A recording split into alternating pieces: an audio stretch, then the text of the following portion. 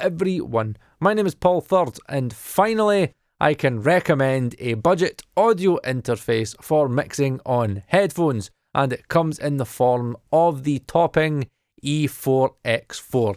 This little budget interface costs £220 from AliExpress, and it features 4 line inputs, mic in line, and it's also got the added option of high Z inputs for instruments, and it's also got 2 separate sets of line outs for monitoring. It also has modern features like zero latency monitoring, which is on the unit itself. You just press the monitoring button, and it also comes with loopback, which I have tested myself and I can confirm it actually works. But most importantly, it features 2 NFC LA headphone amp modules. These headphone amp modules output an impedance of 1 ohm, which is exactly what you would like to see from a headphone amplifier, as this means that you could use low ohm headphones and you're not going to have any deviations in frequency response, or you're not going to have any added distortion by using low ohm headphones. You'll find this to be the case with some budget audio interfaces, especially from brands like Audient, which I'm pretty sure have a 50 ohm output impedance in all of their headphone amps, which doesn't really make it suitable for headphones that are under, say, 80 ohms. Now, both headphone amps in the Topping have super low noise and genuinely have as much gain as you are going to need to power really any headphone. At max power, it provides 580 milliwatts at 32 ohms, which is double the power at 32 ohms compared to a £500 Rupert Neve headphone amp.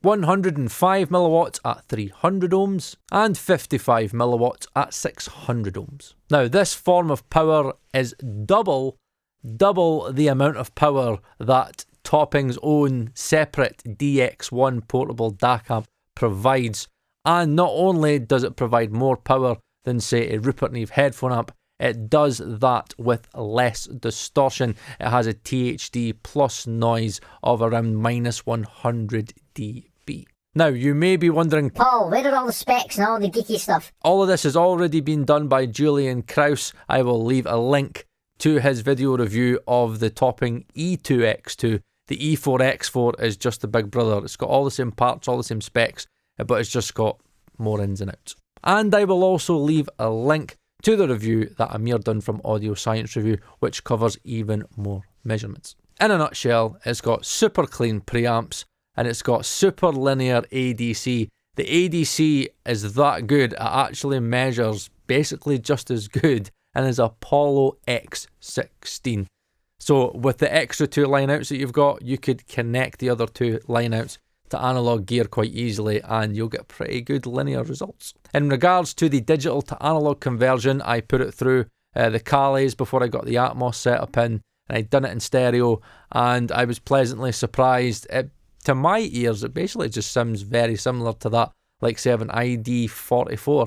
So it's not like the Topping DX7 Pro Plus, but for £220, this definitely 100% punches above its weight. In regards to functionality, I have used it on 8 episodes of the Working Audio Tools podcast, and I think this is my 6th video that I have used the Topping E4X4 on.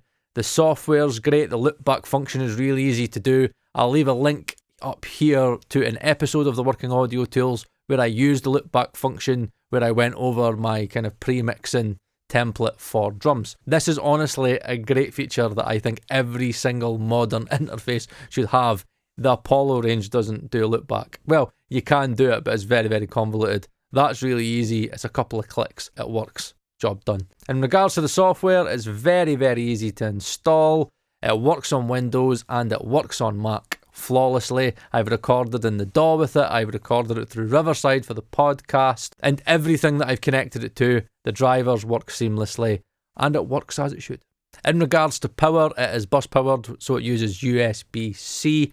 It's powering this Loughton Atlantis right now, and it's not using the external USB-C slot at the back that it provides. That's for if you're using, or basically you've got it connected to a device that doesn't have the juice to provide the correct power for, say, 48 volts phantom power. Now, I did think at first there was a power issue with this interface.